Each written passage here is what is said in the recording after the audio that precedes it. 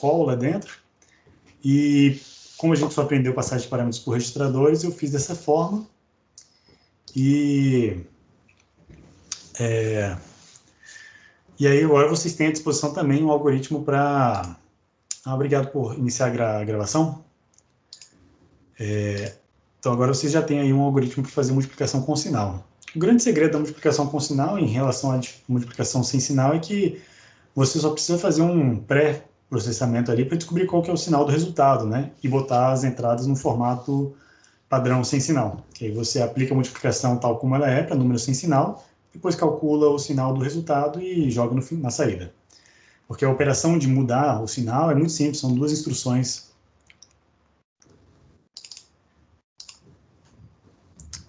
Então vamos lá. Eu vou botar aqui, compartilhar com vocês a aula 4. Oi. Então, isso é uma coisa que eu ia lhe perguntar. Até a instrução em contrário, todas as operações no MSP são todas em complemento de 2, 16 bits. É verdade isso aí. Eu não costumo falar que a operação é em complemento a 2, a operação é com sinal, sem sinal, porque o processador ele não sabe diferenciar um número com sinal de um número sem sinal.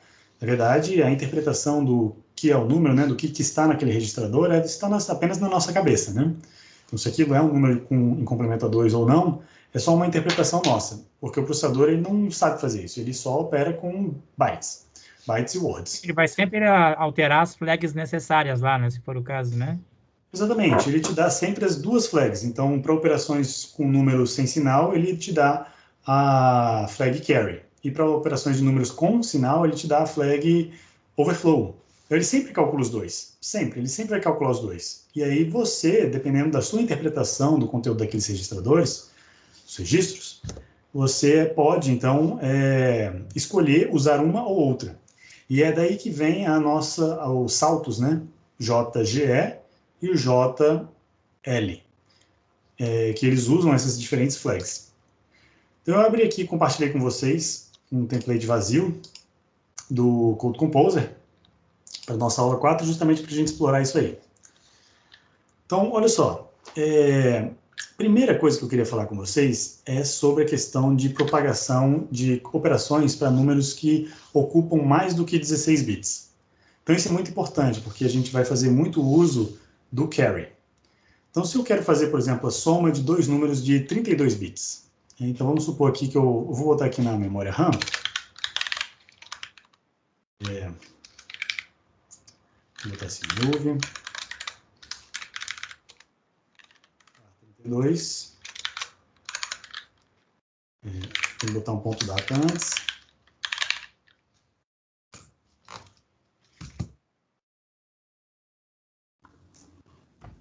esse aqui é uma ponto .word,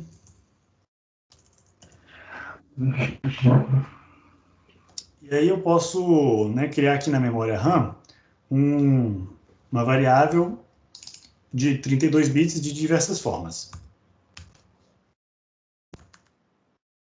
Então eu posso criar uma variável de 32 bits usando duas palavras, que é a representação máxima que a gente conhece até agora. Então se eu for criar uma variável de 32 bits, por exemplo, variável que tem o valor 1, 2, 3, 4, 5, 6, 7, 8. Então aqui ó, eu tenho 4 algarismos, então isso aqui dá uma word de 16 bits, mais 4 algarismos desse lado, então me dá uma outra word, ao total eu tenho 32 bits. Só que no ponto data eu só consigo entrar até ponto .word, que a gente conhece até agora. Então se eu entrar 1, 2, 3, 4, vírgula, 5, 6, 7, 8, ao interpretar esse número aqui, esse aqui é uma representação de um número, e aí a gente tem que lembrar que no MSP430, a organização dos bytes ela é Little Endian.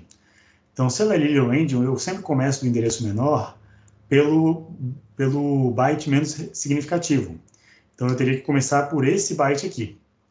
Então, na verdade, para representar essa variável de 32 bits, eu teria que escrever na ordem contrária. Por quê? Essa palavra ocuparia, então, os primeiros endereços de memória, e essa segunda palavra ocuparia os endereços de memória superiores, que teriam uma significância maior, que ficariam mais do lado esquerdo aqui do meu número. Tá? Então, esse aqui seria o caso.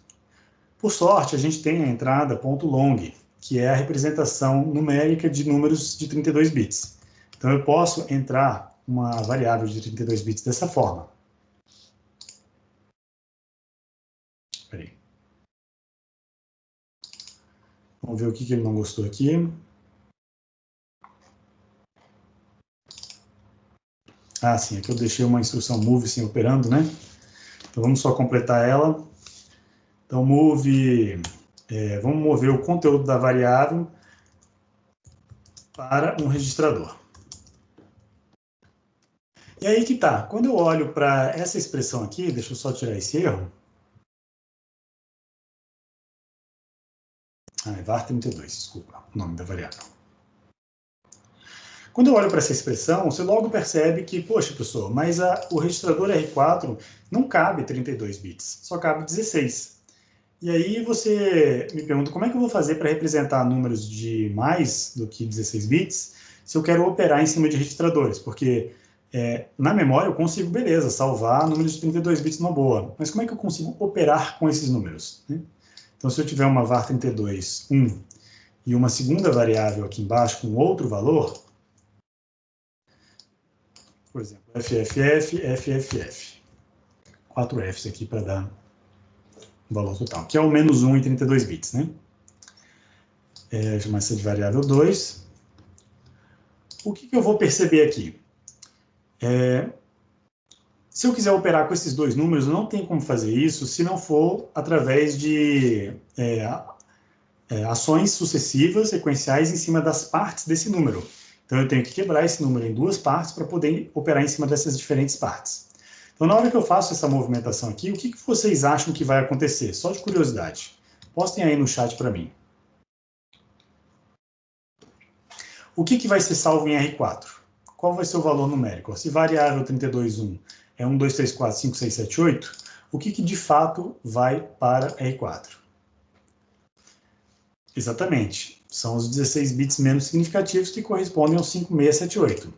Então, na hora que eu depurar esse código, a gente vai ver que o resultado final, na verdade, ele esconde, ele mascara a parte mais significativa. Deixa eu fechar esse disassembly por um pouco aqui. Ó, a gente vê a variável de 32 bits aqui, a partir do 2400, separada em duas partes. O 5678 e 1, 2, 3, 4 logo em seguida. Então, de fato, o endereço da variável, apesar de eu sei, né, que isso aqui representa uma variável de 32 bits, mas o MSP só trabalha com um endereço, né? Então, quando ele pega esse endereço e vê uma operação, que é uma operação .w, está implícita aqui, ele vai movimentar apenas os 16 bits menos significativos, que é a word que está sendo apontada nesse instante. Então, na hora que eu executo essa função, olha o que acontece aqui. R4 assume o valor 5678. Então, de fato, como previsto, né, vocês adivinharam bem, é isso que vai acontecer. Beleza, mas agora eu quero operar com essas duas variáveis. Então, para resolver esse problema, nós vamos trabalhar com o endereço da variável 32 bits em R4, e aí eu vou operar em cima dele, né? Então, eu vou movimentar .w, vou trabalhar com o endereço da variável de 32 bits, da segunda variável, em R5. E aí, com o registrador R4 e R5, eu vou tentar recuperar a informação dessas duas variáveis de 32 bits e colocar nos registradores. Então, como eu faço isso? Eu faço um move, né? Só posso trabalhar com word no máximo, né? O move só movimenta até 20 bits por vez. Então, vamos movimentar o 0 R4 vamos começar lá do R10, tá? Para o R10 e o move.w 2R4 para o R11. Agora, R10 e R11 possuem, né, eles guardam o valor de 32 bits. 32 bits. Então, o que eu fiz? Eu mapeei uma variável grande, que não cabe no registrador, em dois registradores diferentes, sendo que a parte menos significativa está em R10 e a parte mais significativa em R11. Eu gosto de operar dessa forma porque segue a mesma lógica do MSP430. Então, o menor valor, ou o menor índice aqui do registrador, corresponde à parte menos significativa dessa variável. E de forma equivalente, eu vou fazer a mesma coisa com R5 para recuperar as duas partes da variável de 32 bits que está aqui. Eu faço isso, então, para colocar, eu tenho que colocar em outro registrador, então vou usar o R12 e o R13, que são os que estão imediatamente disponíveis aqui. E aí eu vou operar em cima desses caras. Por exemplo, eu quero somar os dois, né? Somar esse número com esse aqui. Se eu interpretar esses dois números como números com sinal, vai me dar uma subtração, na verdade. Porque isso aqui é a representação do número menos 1. Esse aqui é um número qualquer, muito grande. Então, esse número x menos 1 vai dar exatamente esse número, terminando em 77 no final. Para operar em duas partes, eu preciso primeiro começar pela parte menos significativa. Então, eu vou somar a primeira parte menos significativa, R10 com R12. E aí eu vou botar aqui a notação, né, botando a parte menos significativa do lado do lado direito da expressão, para ficar da mesma forma como a gente visualiza no papel, né? Então, a parte menos significativa do lado direito, a parte mais significativa do lado esquerdo. Então, eu vou começar somando R10 com R12. Então, imagina essa operação. Eu quero fazer a soma desses dois caras. Vai me resultar aqui em duas partes, né? Primeiro é R10 mais R12. Então, vou somar R10 e R12 e vou salvar o resultado aqui já em R12. E vou somar também a parte mais significativa, R11 com R13. Né? Então, essas duas partes que estão alinhadas, ou seja, essas duas partes que têm a mesma significância, elas são somadas. Quando eu faço isso, vocês vão ver que tem um problema. Alguém consegue já me adiantar qual que é esse problema? Eu vou montar, vou rodar e aí eu vou mostrar o que, que acontece. É o carry, né? O carry vai passar de um para o outro. Tem um carry no meio também, pode ter, né? Perfeito, exatamente. Então, olha só, quando eu retiro o dado da memória e coloco nos registradores, a gente vê perfeitamente isso funcionando aqui, ó, 5678 e 1234, são as duas partes da palavra de 32 bits. Novamente, R12 e R13 pegam as duas partes da palavra que é FF, que vale a maior valor em 16 bits, né, 65.535. E aí, quando eu realizo a soma dos dois, o resultado final deve ser 1, 2, 3, 4, 5, 6, 7, 7. A primeira parte, vamos olhar esse número aqui como um número hexadecimal, que é o padrão. Eu vou botar aqui default. A primeira parte deu certo, a parte menos significativa, olha, 5, 6, 7, 7, que é o que eu quero obter.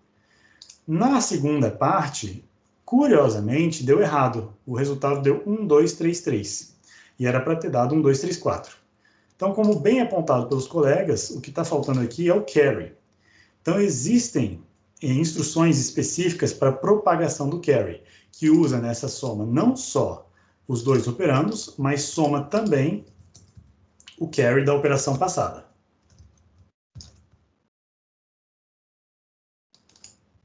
E aí a gente vai usar a instrução add-c, tá? E o resultado final, então, vai para R13, R12. Então, a primeira soma sem carry, porque é a primeira que está sendo gerada, é menos significativa, e todas as próximas operações, né, se for um número de 64 bits, por exemplo, 11, 12, 13, aí seria... bom, aqui não tem suficiente, mas seria 4...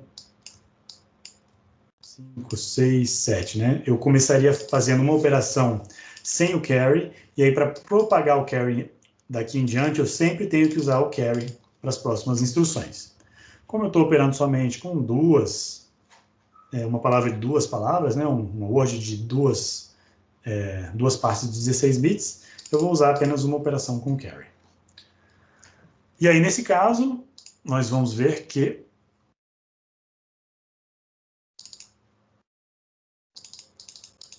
o resultado, né, agora somando 1, 2, 3, 4 com 5, 6, 7, 8, né, mais menos 1, vai dar, de fato, 1, 2, 3, 4, 5, 6, 7, 7. Então, o resultado deu certinho.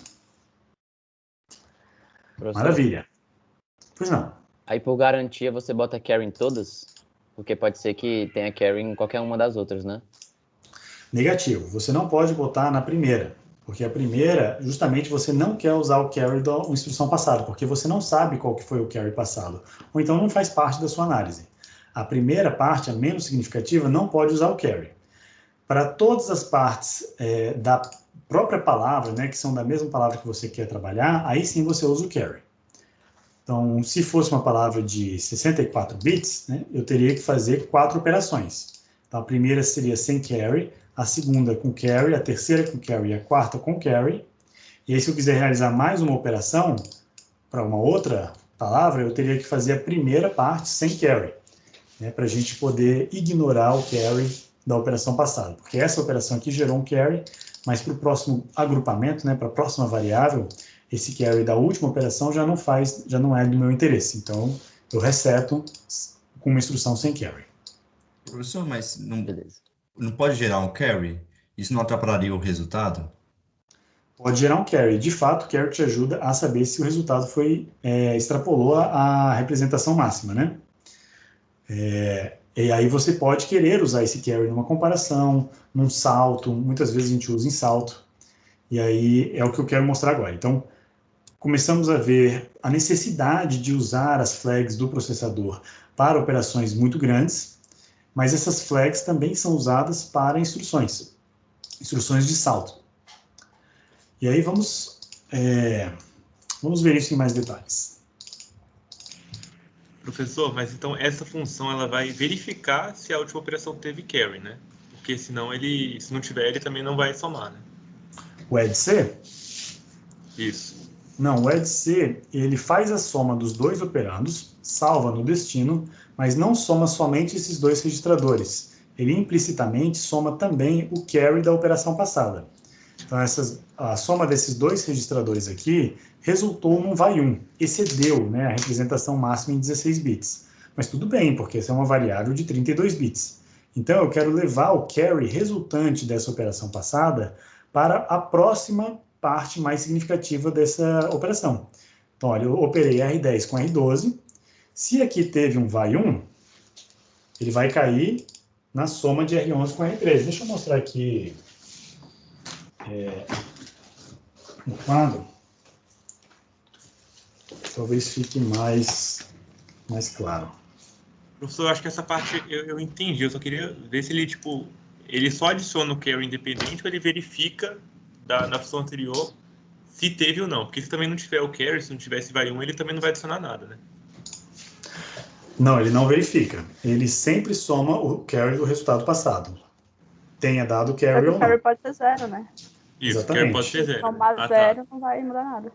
Isso, Exatamente. ele Se o verifica naquele resultado do R3, carry né? for 0, ele não vai somar nada, né?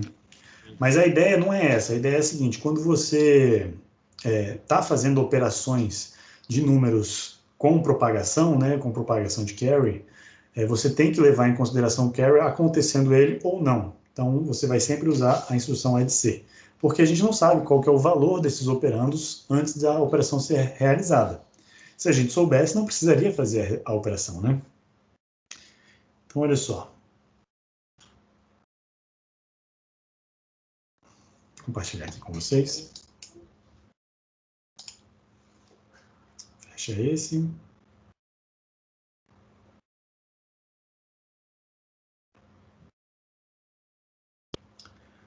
Abre este.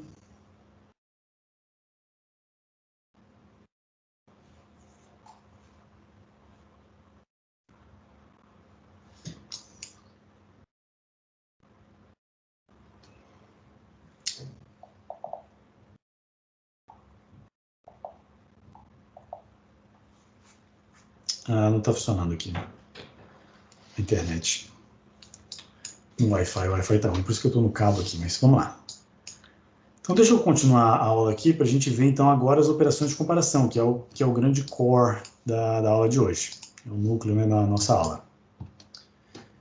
O que eu quero mostrar para vocês é como é que eu realizo operações com números com sinal e sem sinal.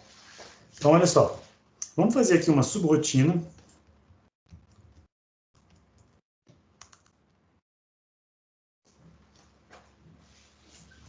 Subrotina.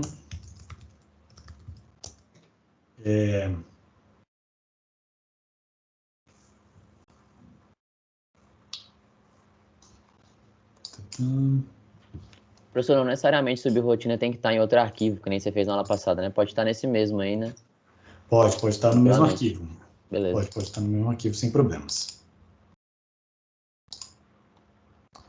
Calma aí. Tô puxando minhas anotações aqui para não me perder.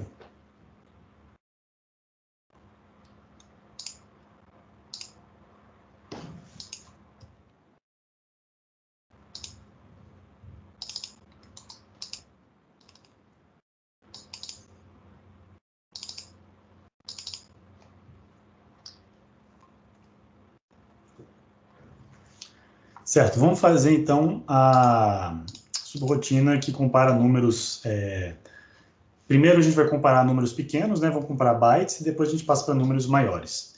Então vamos fazer uma subrotina que compara números de diferentes tamanhos. Então vamos fazer assim, maior 8U.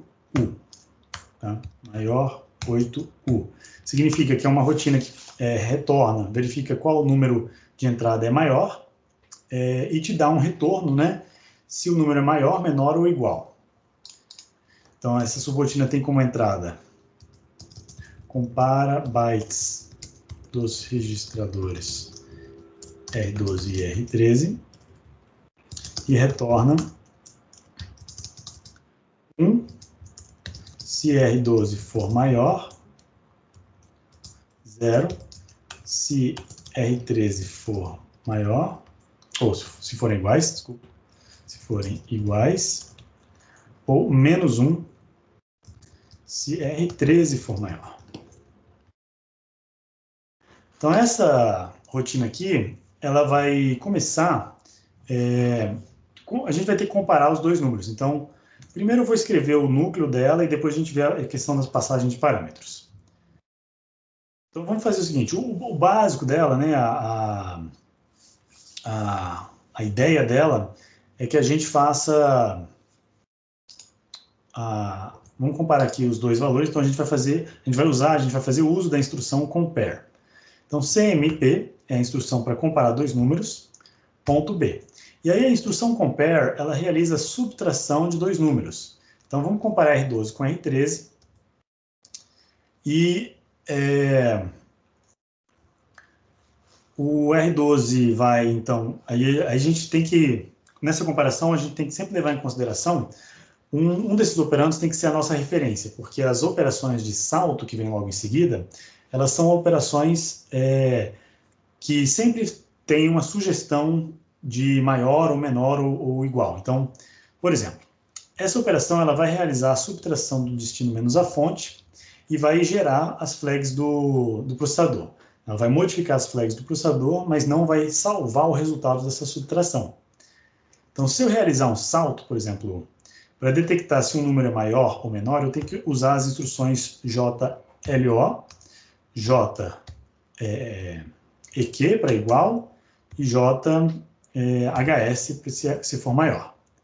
Então, essas são as três instruções de comparação de números sem sinal. Lembrando aqui que o Uzinho significa que as entradas são números sem sinal. As entradas são sem sinal. E aí, se for... aí a gente tem essa instrução, JLO, realize o salto se for menor. Mas a pergunta é, quem é menor, né? Aí eu estou sempre me referindo à instrução anterior e a gente vai sempre usar como referência o operando do destino. Então, essa instrução realiza o salto se a R13 for exclusivamente menor do que a R12. E aí eu vou para a label chamada R13 menor. Se forem iguais, né, se os dois forem iguais, eu vou para iguais. E aí, como eu já comparei anteriormente, se ela é menor ou igual, se eu não cair em nenhum desses dois casos, com certeza o resultado dessa operação é que a R13 é maior. Então, eu não precisaria necessariamente de um salto aqui indicando que o R13 é um número maior entre esses dois. Então, nesse caso aqui, eu vou remover esse último salto e vou manter apenas os últimos dois. Então, aqui eu tenho um label R13 é maior. Então, se não for nem menor nem igual, é porque R13 é maior. Depois eu tenho um label R13 é menor e eu tenho um label iguais. Esses são os 3 casos que podem acontecer aqui. Se R13 for maior, eu vou então retornar 1 em R12. Então, vou fazer move o número 1 em R12 e retorno. Se R13 for maior, eu vou fazer um move do número menos 1 para R12 e retorno. Se forem iguais, então eu vou mover 0 para R12 e retorno. Então, essa é a funcionalidade básica até da comparação entre 2 números. Na verdade, não precisei usar nenhum registrador para isso. Isso aqui vai se tornar mais interessante quando eu for fazer comparações de números maiores. E aí vamos ver ele funcionando. Vamos fazer o teste. Professor, esse lugar R12 que vai retornar, ele manda em cima ou eu posso botar em qualquer lugar que ele retorna? Isso aqui é uma convenção, A convenção que eu optei aqui foi de ter parâmetros de entrada em R12 e R13 e o parâmetro de saída é em R12. Então, o resultado R12 igual a 1, R12 igual a 0. Eu vou sempre assumir esse padrão, tá, Lucas? É o Caio, beleza. O Caio, desculpa. A voz de vocês é muito parecida. Então, isso aqui é a mesma convenção que é usada pelo compilador GCC, é a que eu uso também. Mas, geralmente, numa pergunta, numa questão de prova, a gente fala, olha, use essa convenção, use tal registrador como entrada, use tal registrador como saída. Eu estou usando, quero fazer essa função simples para a gente poder trabalhar outras questões um pouco mais interessantes sobre passagem de parâmetro por pilha, que é o que faltou na aula passada. Então, estou tentando misturar o conteúdo das 2 aulas. Tranquilo. Beleza, professor, obrigado. Vamos ver ela funcionando. Então, aqui na minha rotina de teste, eu vou, então, inicializar R12 com, sei lá, 4 e R13 com 7 e vamos comparar os 2 números. Então, vou fazer um call da rotina maior 8U. E aí eu vou travar a execução aqui, para a gente ver o resultado em R12.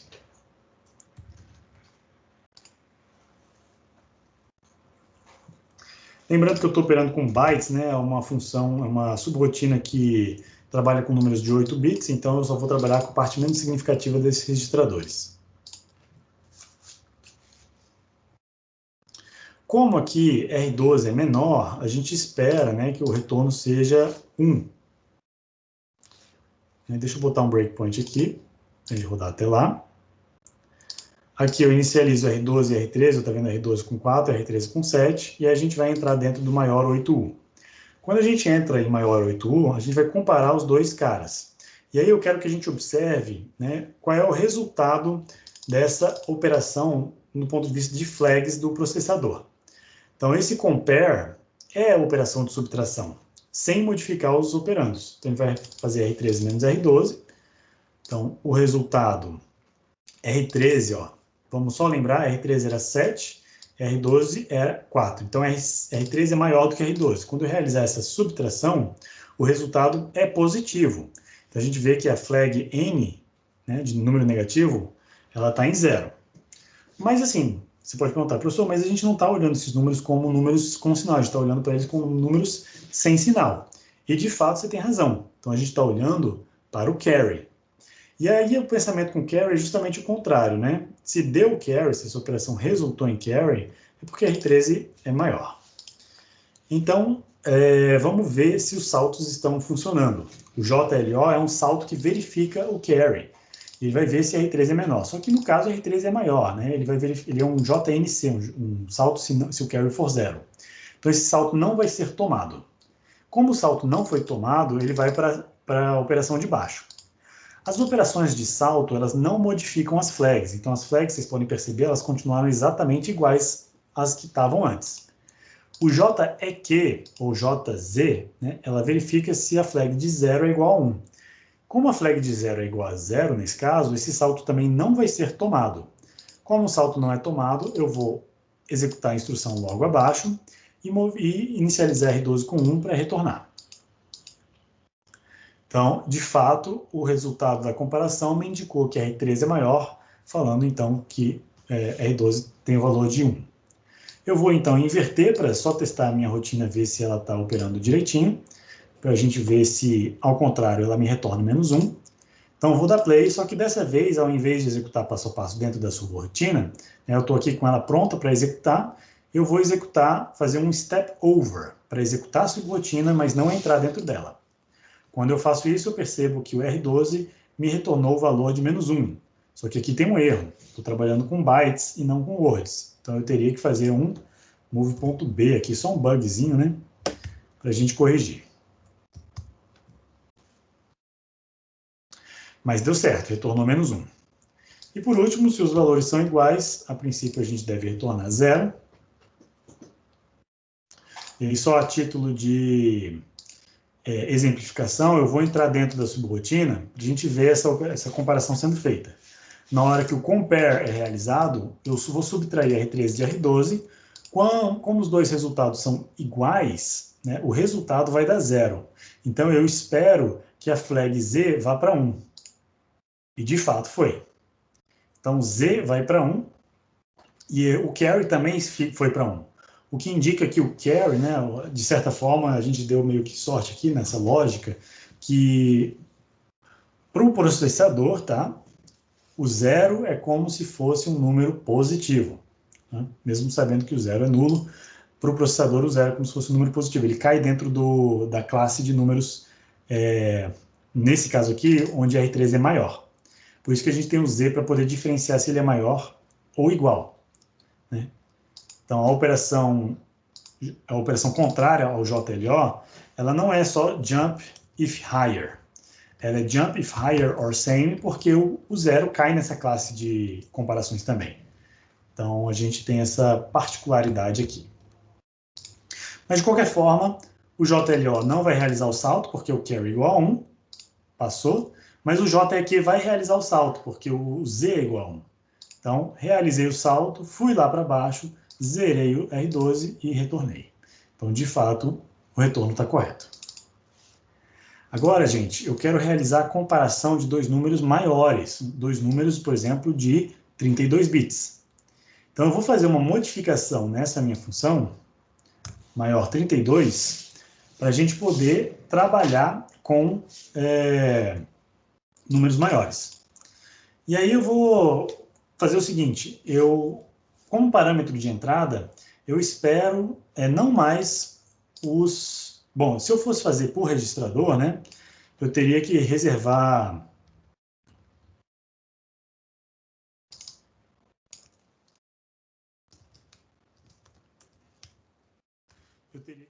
então, 2 registradores para a primeira palavra e 2 registradores para a segunda palavra. Quando o número de palavras cresce, o tamanho da palavra começa a crescer, o número de registradores usado cresce exponencialmente. E aí tem hora que começa a valer mais a pena usar a memória. Eu posso optar por passar esses parâmetros pela pilha, ou posso optar por passar esses parâmetros por um endereço de memória. Um endereço de memória fixo, ou optar por usar registradores e passar a referência dessas variáveis. Tem várias opções aqui, né?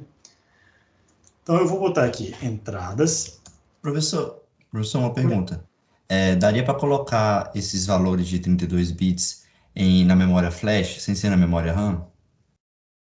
Dá para colocar, só que a memória flash ela é protegida contra escritas esporádicas. Então, para você realizar uma escrita na memória flash, não é tão simples como só se fazer uma movimentação para dentro dela. A memória flash, você tem que escrever uma senha num registro específico, fazer algumas verificações, algumas configurações, e depois você consegue escrever na memória flash. A memória flash ela é protegida por senha. É isso que o depurador faz, né? Mas na memória RAM, não. A memória RAM a gente pode escrever à vontade. Então, Fechou. via de regra, é mais fácil trabalhar com a memória RAM, e por isso que a gente bota as variáveis na memória RAM. Então, vamos fazer primeiro por referência, né? R12 é o endereço da variável 1, e R13 é o endereço da variável 2.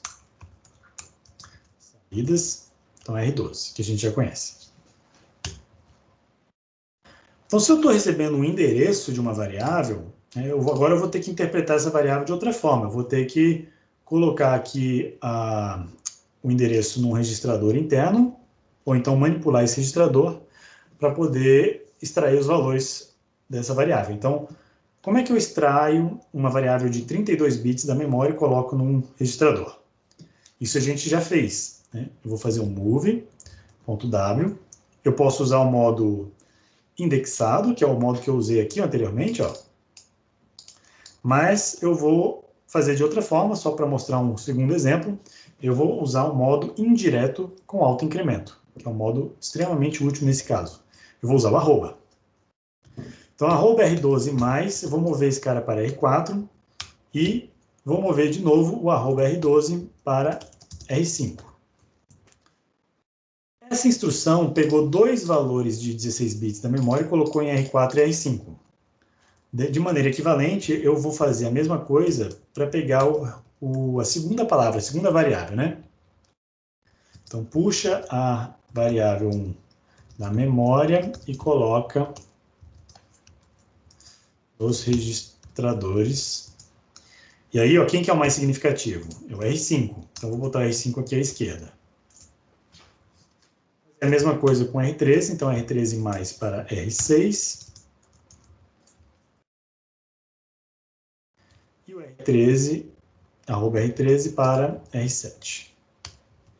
Então, puxei duas variáveis de 32 bits e vou compará-las. Como é que eu comparo dois números muito grandes? Então, curiosamente, a soma, né, a gente sempre começou da parte menos significativa. Mas quando eu faço comparações, eu tenho que comparar começando pela parte mais significativa. Por quê? Se o valor mais significativo já for maior, eu posso interromper a minha comparação aí. Então, olha só esse número e esse número aqui. Se eu olhar para esses dois números como números sem sinal, claramente o de baixo é maior. Só que eu já detecto isso no primeiro algarismo aqui. Então, o f é muito maior do que 1. Mas se eu tivesse, por exemplo, esse caso aqui, 1, 2, 3, 4, 5, 6, 7, 8 e 1, 2, f, f, f. Então, ao comparar os dois mais significativos, eu veria que os dois são iguais. Somente eu chegar no terceiro algarismo que eu veria que o de baixo é maior. Então, para comparar números, a gente sempre começa do mais significativo e vai descendo.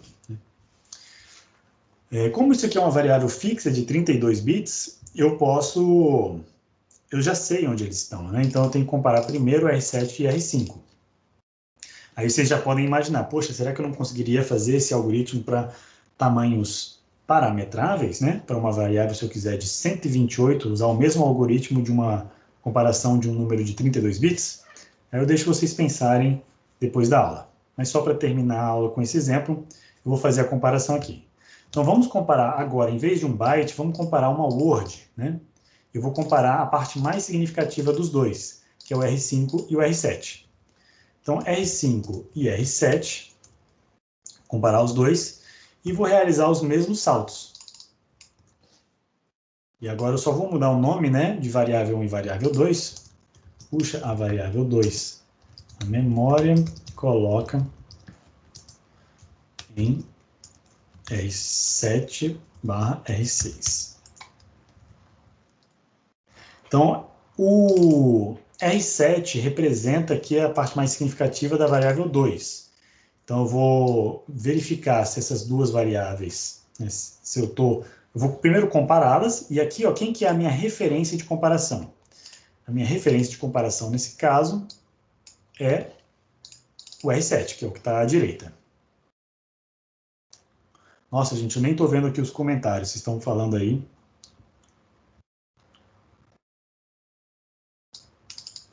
Professor, primeiro, nota, ali, né? Tá, ali na 58, 59, o senhor pega primeiro o R4, ele é a parte mais significativa, né? Isso. Fechou. A gente vai ver isso executando e a gente vai ver o conteúdo, o que vai para esse caso aqui. Então, olha só, quando eu comparo esses dois registradores, a minha referência é o da direita, é o R7, e eu estou perguntando se R7 é maior, né? Maior ou menor, dependendo da instrução de salto aqui. Eu vou mudar um pouco essa estrutura aqui, vou fazer um JHS, só para vocês verem como é complicado fazer com JHS, né? O JHS, ele verifica se é maior ou igual, então para fazer com ele, eu preciso primeiro verificar se eles são iguais, que aí eu já já tiro esse caso, né? Então, se os dois forem iguais, eu vou para o JQ, que é iguais. Se não cair nesse caso, eu vou comparar se é maior ou igual, né? Só que como eu já vi que não é maior, eu caí aqui, ó, isso aqui é um caso que a comparação vai me dar se a variável 2 é exclusivamente maior. Tá? Eu mudei aqui um pouquinho a estratégia só para mostrar duas variantes, mas mostrando para vocês que sempre é possível resolver o problema com apenas duas instruções. Duas instruções de comparação. Por quê?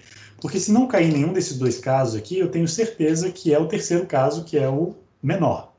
Então, variável 2 é menor. E aí, se for menor, a gente vai, então, fazer um move de... Como é que eu tinha botado aqui? 1, variável 2. Então, se variável 2 é menor, eu vou cair nesse caso aqui, que é botar R12 igual a 1. Então, vou mover 1 para R12. E retornar. Se a variável 2 for maior, eu vou fazer a mesma coisa, só que movendo menos 1. E se forem iguais, eu tenho que continuar a minha comparação, né? E aí eu vou fazer a mesma coisa aqui embaixo, só que usando os registros menos significativos, como é que era? R4 e R6, desculpa. R4 e R6. E aí eu vou manter o cuidado de manter a mesma sequência, né? Aqui dos dois lados da expressão do compare, para não me confundir, porque o R6 ele representa a variável 2 e o R4 representa a variável 1. Então, se os dois forem iguais, e essa comparação resultar em igual de novo, eu vou para iguais. Se for maior ou igual, eu vou saltar para variável 2 é maior. Então, exatamente a mesma comparação do que antes. Só que eu mudei só R4 e R6. Então, dá para visualizar aqui já uma maneira de você explorar essa repetição de código para poder criar um loop, né? Você verifica o tamanho da variável e aí você pode fazer um loop que faz essa verificação para frente, né? Para uma variável de tamanho n, com n bytes. Professor, só um minuto. Quando você estava falando da comparação, o seu primeiro falou de comparar os mais significativos, né? Isso.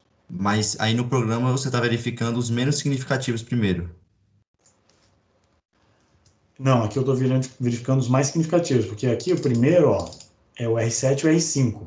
Então, eu primeiro pego, a parte menos significativa aqui da variável que está sendo apontada por R12 vai para R4. E a parte mais significativa, que vem logo em seguida na representação Little Engine, vai para R5. Então, o número de 32 bits está em R5 e R4, onde R5 é a parte mais significativa. E aqui, R7 e R6, R7 é a parte mais significativa. Então, a primeira comparação que foi feita foi com a parte mais significativa do número. Aí eu faço verificação, se são iguais, eu tenho que comparar novamente a parte menos significativa. Só que esse salto aqui eu tenho que mudar ele, né?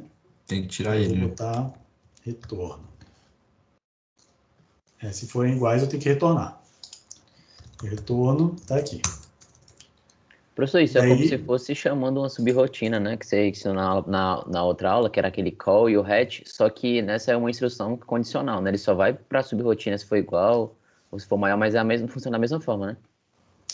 Apenas a funcionalidade de redirecionamento do fluxo de execução, né? Onde você tira a instrução daqui, o PC começa a apontar para outra linha, aí seria uma funcionalidade equivalente ao call. Mas a diferença é que aqui eu estou realizando saltos dentro de uma subrotina. Lembra que a subrotina começa numa label e termina no retorno, né? No hatch aqui. Então, move 0 para R12 e retorna, que é o caso deles serem absolutamente iguais. Esses saltos, todos eles são dentro dessa subrotina, dentro desse comentário aqui e esse comentário aqui. Eu não posso realizar um salto para fora da subrotina, senão eu me perco. Aí o programa fica perdido. Por quê? Quando eu entrei nessa subrotina, a pilha foi preenchida com o valor do PC antigo. Então, se eu retornar para a rotina principal sem ser pela instrução hatch, eu vou ter alguma coisa que ficou na pilha e não foi esvaziado. Então, se eu ficar fazendo isso várias e várias vezes, a pilha começa a crescer com valores que eu nunca mais vou utilizar, e é isso aí eu tenho um desperdício de memória. É chamado de vazamento de memória. Eu estou perdendo memória porque eu não limpei a pilha antes de retornar. Aqui eu só queria levantar a atenção, né? Queria mostrar e comentar com vocês que nessa segunda comparação, se eles forem iguais, eu retorno, indicando que o valor é 0, mas se for maior, eu vou indicar que ele é maior, é exatamente a mesma funcionalidade de antes, e retorno. Mas se eu não cair em nenhum desses dois casos aqui, eu não posso cair no retorno. Eu preciso de um salto incondicional, que vai me levar para o variável 1, o variável 2 é menor.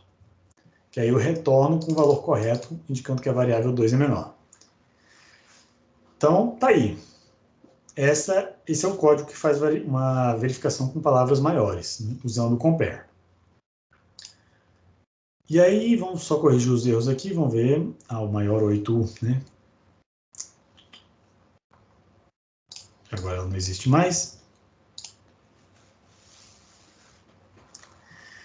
Então, essa função deve funcionar para variáveis maiores. Então, o que eu faço? Eu vou passar a variável, como é que eu chamei elas? Variável de 32,1 e variável 32,2. Então, vou passar a variável 32,1 para R12, vou passar a variável 32,2 para R13 e vou chamar a função maior 32,1. Tem que mudar esse ponto B, né, professor? Bem lembrado. De fato. E aí, vamos terminar a aula de hoje com esse teste. Então, vou movimentar o endereço dessas duas variáveis para esses dois registradores. Vamos olhar lá para qual que foi esses valores. R12 está com 2400 e R13 está com 2404.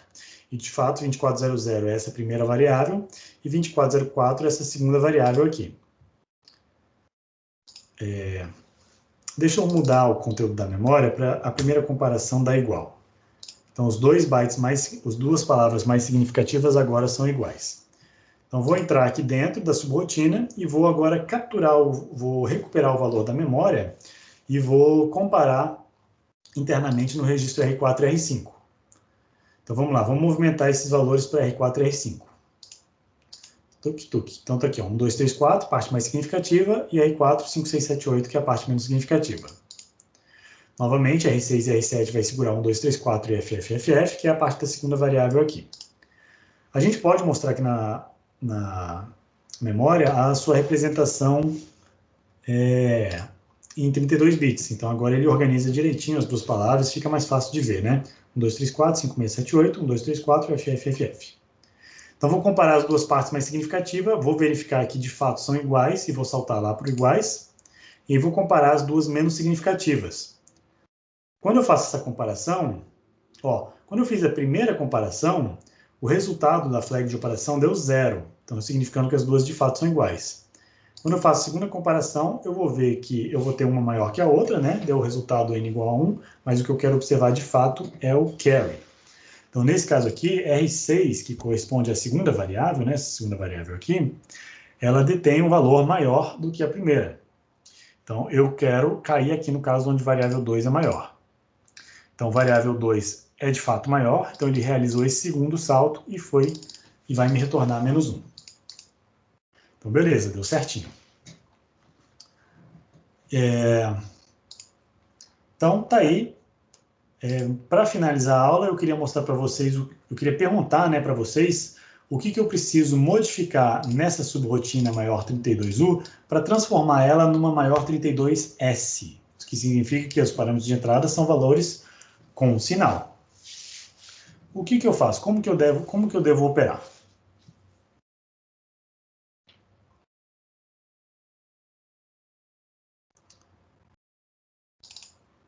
A modificação está aqui, A comparação ela vai ser feita, mas a modificação deve ser feita nos saltos, né? JGE e JEQ.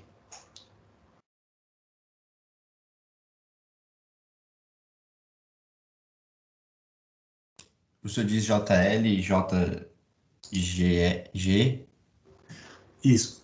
Isso. os J's e Q's ficam iguais, porque igualdade é igual nos dois casos. É né? verdade, é verdade. Mas o JHS ele se transforma em JGE e o JLO, aqui eu acabei tirando, o JLO vira JL, que são JL,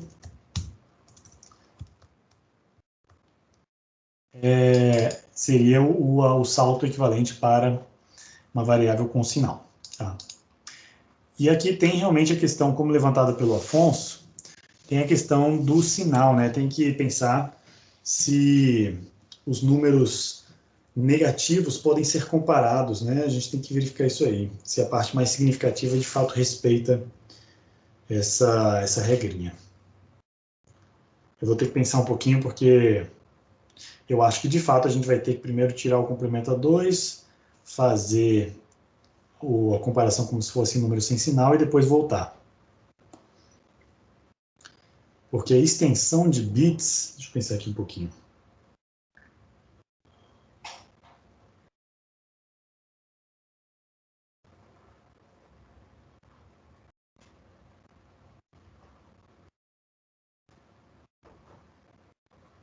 Não, talvez dê certo. Eu vou pensar um pouquinho, passo a resposta para vocês, eu vou fazer ele aqui e aí mando logo depois, também não quero ocupar mais o horário de vocês, mas eu vou pensar um pouquinho e vou passar a solução para vocês. Mas se fosse uma de 16 bits, aí sim seria somente trocar essas instruções e está resolvido, né? Não precisaria coletar duas partes, né? Bastaria uma, mas aí bastaria trocar essas comparações e os saltos pelas suas equivalentes JGE e JL. Então, a grande mensagem de hoje, para fechar a aula... Para fechar a aula, então, hoje é a seguinte, gente. Se vocês forem fazer comparações com números, lembre sempre que na comparação você tem dois operandos. Os saltos são todos referentes ao operando do destino. Então, é um salto se for maior, é um salto se for menor. Quem que é menor? Quem que é maior? É sempre o operando de destino da operação compare. Então, use o segundo operando, né, o operando da direita, como sua referência de comparação para você realizar os saltos direitinho. E aí você tem que sempre se questionar, será que são números com sinal ou sem sinal? Se forem números com sinal, você vai usar o par de operações de salto, JGE e JL. Se forem operações sem sinal, aí vai ser o JHS e o JLO. E é isso, pessoal. Então, com isso, eu concluo minha aula. Deixa eu ver aqui as mensagens de vocês.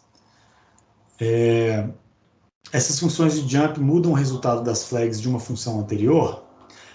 Boa pergunta, Leonardo. De fato, as funções de salto elas não modificam a flag. Então, você faz uma operação, a flag é modificada, e depois você pode botar várias condições de salto, que nenhuma condição de salto vai modificar a flag. Então, você pode aproveitar isso para botar várias condições de salto, verificando diferentes condições. Então, as flags, as operações de salto não modificam. O José está perguntando, o satélite vai ser lançado? Ô, José, vai sim. Se Deus quiser, a gente consegue a verba para isso. A previsão é a gente conseguir uma parceria com a SpaceX para mandar o satélite num veículo lançador, talvez no final do ano ou no ano que vem.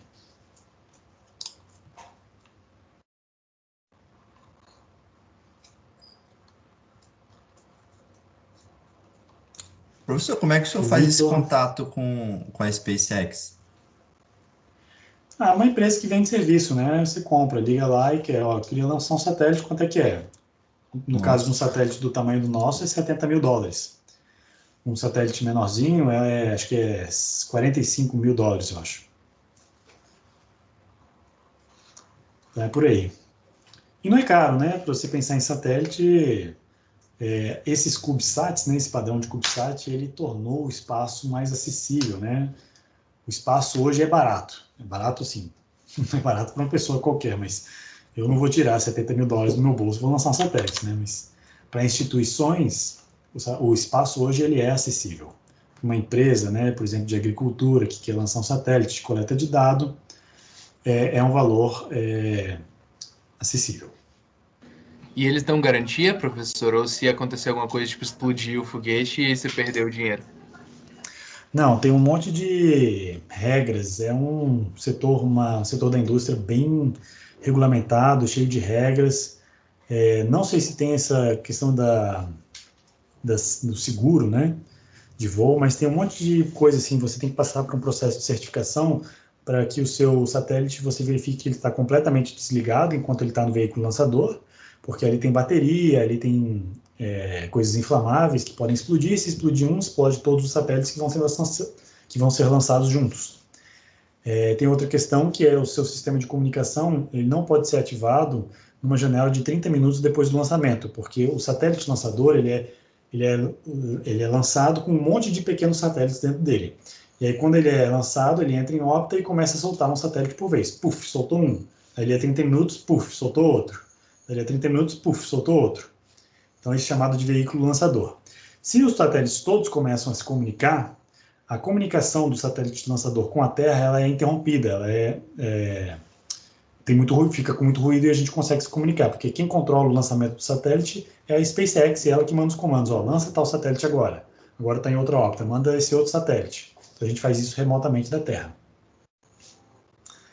Mas é mais ou menos assim. O Matheus está perguntando: professor, existe alguma forma de criar uma label para um endereço arbitrário? Você pode criar um define, tá, Matheus? E aí você cria um símbolo que tem o valor de um endereço arbitrário. Eu acho que é mais fácil. Você pode fazer isso da seguinte forma. Você usa a pseudo-instrução .eq. Então, você vem aqui lá no topo do seu arquivo, faz assim, endereço fixo, aí você faz assim, .equals, aí você fala 2400. Aí o endereço fixo vira um símbolo que você pode usar. Aí não gostou da minha... Tem que colocar os 2 pontos, professor? Não, o endereço fixo está certo. É só que a gente mudou o nome da variável da função de maior 32 para maior 16, aí ele não está mais reconhecendo. Mas esse ponto equal aqui está certo. Então, o símbolo endereço fixo... Oh, meu Deus. Maior 32U. Duas alterações. Então, o valor endereço fixo pode ser usado como se fosse um número, né? Então, o endereço fixo agora é como se fosse uma variável, uma posição na memória que você definiu como se fosse uma macro. Então, ao executar essa linha, você vai ver que o R12 vai ser preenchido com 2400.